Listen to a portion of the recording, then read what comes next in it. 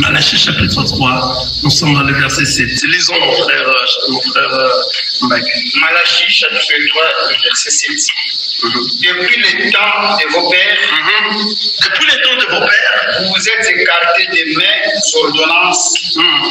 Vous ne les avez point observées. Vous êtes écartés de mes ordonnances, vous ne les avez point observées. Revenez à moi, et je reviendrai à vous. Et je reviendrai à vous. Attendez. Dit l'Éternel des armées. Amen. Ici, l'Éternel est en train de parler à qui? À quel peuple? Ici, dans Malachie. Le Seigneur est en train de parler au peuple d'Israël. Il dit au peuple d'Israël, quand ils ont commis beaucoup d'égards, le Seigneur s'adressait à eux de revenir à lui. Ce n'est pas à nous aujourd'hui. Alléluia. Oui. Continuons. Oui. Et vous dites, en quoi devons-nous revenir? Un homme trompe-t-il Dieu? Car vous me trompez. Et vous dites, en quoi t'avons-vous trompé? Dans les dîmes et les offrandes. Ici, maintenant, trompé, ici, le peuple d'Israël ne marchait plus convenablement par rapport à l'accord qu'il avait avec le Seigneur Dieu. Il fallait que nous lisions ça depuis au début là-bas. On n'a pas suffisamment de temps, mais à chaque fois que nous allons venir, le jour que nous allons revenir encore et revenir sur la Bible, nous allons encore frapper fort sur ça. Nous allons voir comment est-ce que le peuple d'Israël s'est conduisait, il s'est méconduisait contre ce que le Seigneur avait assigné contre l'alliance avec le Seigneur. Quelqu'un voit ça? C'est ainsi que le Seigneur est en train de leur parler. Ici, le peuple d'Israël. Pas toi et moi aujourd'hui. Continue. Vous êtes frappés par la malédiction et vous me trompez. La nation tout entière. Apportez à la maison du trésor toutes les dîmes, afin qu'il n'ait de la nourriture dans ma maison. Vous me trompez, la nation tout entière. Quelle nation? Israël. Et il les a dit d'apporter à quoi? D'apporter du trésor toutes les dîmes, afin qu'il y ait de nourriture dans ma maison. Après, mettez-moi de la sorte à l'épreuve, dit l'Éternel des armées, et vous verrez si je n'ouvre pas pour vous les écluses du ciel et je ne répands pas sur vous la bénédiction en abondance. Mettez-moi à l'épreuve, et si vous verrez si je n'ouvre pas sur vous les éclipses du ciel, et je vous répondrai pour vous la bénédiction en abondance. Ici, les éclipses du ciel étaient comment? Fermées. Quelqu'un voit ça? Oui. Les éclipses du ciel ici, pendant que le Seigneur parlait en Israël, parce que le Seigneur Jésus-Christ n'était pas encore venu, les éclipses du ciel s'étaient fermées. Il a dit maintenant, il les a dit quoi? Mettez-moi en épreuve, si vous n'allez pas voir si je vais ouvrir, si je n'ouvrirai pas, et quoi? Les éclipses du ciel.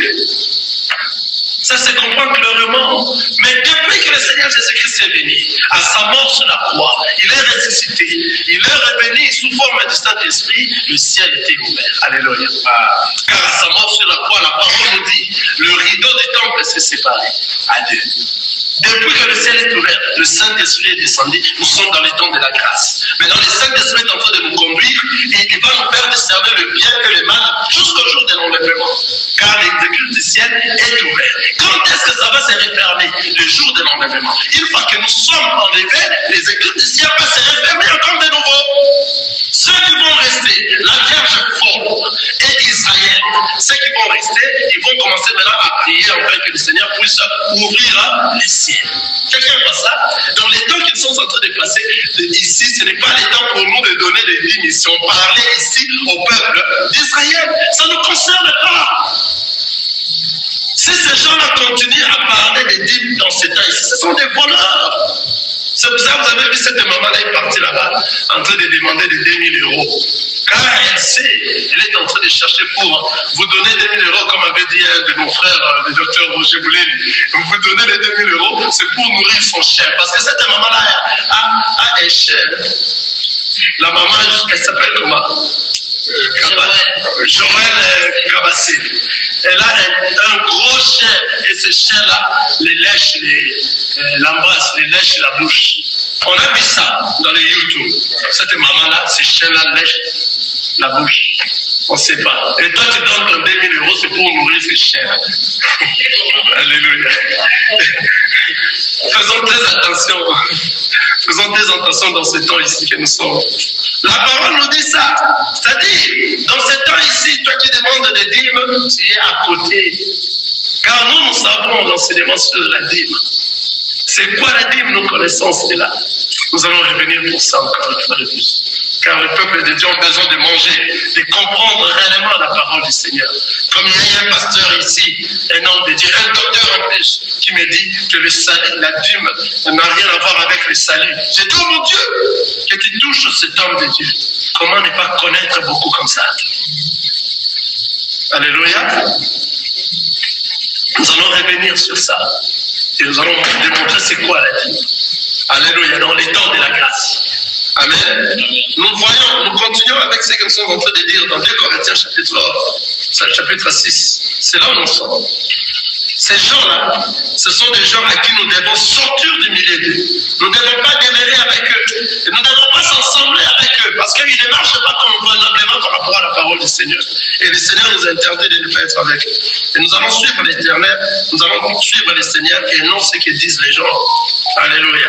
Nombreux de presse pour aller s'assembler avec d'autres pasteurs qui ne sont pas dans la parole du Seigneur. Mais lorsqu'on s'assemble, lorsqu'on cause seulement, on veut discuter un peu de la parole du Seigneur, nous sentons directement qu'il n'y a pas d'enseignement. Comment est-ce qu'on peut s'assembler? Il n'y a pas moyen, il n'y a pas marche. Si vous voulez qu'on puisse s'assembler, suivez la parole du Seigneur. Ne suivez pas Patrice. Suivez ce que dit la parole du Seigneur. Et la révélation de la parole du Seigneur. Si vous n'en avez pas, ça devient très difficile que nous soyons ensemble. Car nous, on se prépare réellement pour retourner à la maison. On ne blague pas sur ce point-là. 2 Corinthiens chapitre 6, on est toujours là, dans le verset 14. Quel rapport y a-t-il entre le temple de Dieu et les idoles? Sachez que partout on fait de ces choses-là. C'est pour cela que vous êtes en train de voir des dominations de tous ces pasteurs-là envers leurs fidèles. Pourquoi ils dominent comme ça? Pourquoi leurs fidèles, malgré que le pasteur a débouché, le pasteur a couché avec une sœur, s'est répandu, connu partout, mais il y a encore multiples de fidèles dans leurs églises. Parce que ce sont des choses et des actes qu'on leur demande, de là où ils partent toucher, des fétiches, des sciences occultes. Ce sont des choses qu'on leur demande de faire. Une fois qu'ils font ça, directement, ils ont encore beaucoup plus de pouvoir et ils vont aveugler encore un grand nombre de peuples qui viendront. Voilà, ce sont des choses qu'on leur demande à faire. C'est pour ça que ne vous étonnez pas de voir des foules. Ne vous étonnez pas. D'ailleurs, il y a beaucoup de foules, même ici aux États-Unis, il y a des méga churches. On est presque de la prospérité. Si vous suivez leur vie, on a vu comment Pédélie a fait écarter les autres. Alléluia. Il ne faut pas suivre, que les yeux ne vous trompent pas. Que nous soyons des enfants de Dieu, les yeux extérieurs comme ça, l'apparence ne nous trompe pas. Nous suivons la parole du Seigneur qui va nous ramener vers le Père. Tout ce qu'on a dit dans la parole du Seigneur, c'est ce que nous allons observer. Tout ce qu'ils font, ce sont des idoles. Car tout ce qui est idole, c'est ce qui n'est pas un véritable Dieu. Nous adorons le véritable Dieu. Tout ce que pratiquent les gens font, tout ce que ces gens-là, les faux pasteurs sont en train de faire, ne sont pas dans les vrais. Alors ne craignez pas ces gens-là. Ils n'ont rien. Restez demeurés dans la fidélité avec le Seigneur Jésus-Christ. Détectez tous ces actes qu'ils sont en train de faire. Car la parole nous dit dans Matthieu, chapitre 7, pour finir, Matthieu, chapitre 7, vraiment qui on lit le verset 15. Nous sommes dans Matthieu, chapitre 7, verset 15. Nous sommes dans Matthieu, chapitre 7, verset 15. Nous disons au nom de Jésus-Christ. Gardez-vous des faux prophètes. Gardez-vous des faux prophètes. Ils viennent à vous en vêtements de brebis. Mais au-dedans, ce sont des loups ravisses. Ils viennent à vous en vêtements de brebis, comme s'ils étaient réellement des vrais. Mais au-dedans d'eux, ce sont des loups ravisseurs. Ils veulent déranger, détruire vos vies. Vous les reconnaîtrez à leurs fruits. Vous leur reconnaîtrez à leurs fruits. Donc, c'est-à-dire, ce que nous sommes en train de parler ici, nos yeux sont en train de voir. Le Seigneur Jésus-Christ avait déjà dit, vous leur reconnaîtrez à leurs fruits. En fait, le Seigneur Jésus-Christ connaissait déjà qu'il y aura des YouTube, qu'il y aura de tout ça. Et il savait, les enfants de Dieu vont reconnaître tous ces faux par leurs fruits. Quels sont leurs fruits? Tous ceux qui sont en train de faire, que nous venons de présenter. Et on n'a pas peur. On n'a pas peur de leur dire ça, de cesser pendant qu'ils vivent encore. Car l'amour du Seigneur est grand. Pendant qu'ils vivent, malgré tout ce qu'ils ont fait qui ne sont pas de Dieu, le Seigneur leur dit de cesser, de suivre le Seigneur. Si nous ne disons pas ça, comment est-ce qu'ils sauront que dans un bout, dans un coin comme ça, il y a quelqu'un qui a parlé de ce que j'ai fait? En totalité, de tous ceux qui sont des hommes, soi-disant des hommes de Dieu, ils ont touché aux fétiches et ils font des choses pour s'enrichir, avoir de l'argent dans ces siècles que nous sommes. Il n'y a que peu de ceux-là qui marchent à la crainte de la parole du Seigneur. Alors, le peu qui marchent à la crainte de la parole du Seigneur, ils ont la parole, ils enseignent cette parole, mais les gens ne veulent pas suivre la bonne parole. Et les autres là cherchent à les éliminer. C'est pour cela que vous entendez dans des milliers des enfants de Dieu, il y a des empoisonnements. Car il y a seulement un autre qui veut faire mieux, qui veut faire par rapport à la parole du Seigneur. Il faut qu'ils soient enlevés. Il faut que nous les tenions. Or, lorsque vous mettez fin d'un enfant de Dieu, c'est la vie qui continue pour cet enfant de Dieu. La vie éternelle. Alléluia. C'est toi maintenant, si tu ne te réponds pas, tu rencontres. Regardez, continuez là où ça nous dit. Le fruit. Oui. Vous les reconnaîtrez à leurs fruits. Quel don des raisins sur des épines, des figues sur les chardons? Tout bon arbre porte de bons fruits, mais les mauvais arbres portent de mauvais fruits. Un bon arbre ne peut porter de mauvais fruits, ni un mauvais arbre porter de bons fruits. Tout arbre qui ne porte pas de bons fruits peut être jeté au feu. C'est donc à leurs fruits que vous les reconnaîtrez. Amen. Jusque-là, c'est donc à leurs fruits que vous le reconnaîtrez. C'est-à-dire, nous sommes en train de chercher à reconnaître qui sont les faux dans ces temps ici. C'est leurs fruits eux-mêmes vont s'exhiber.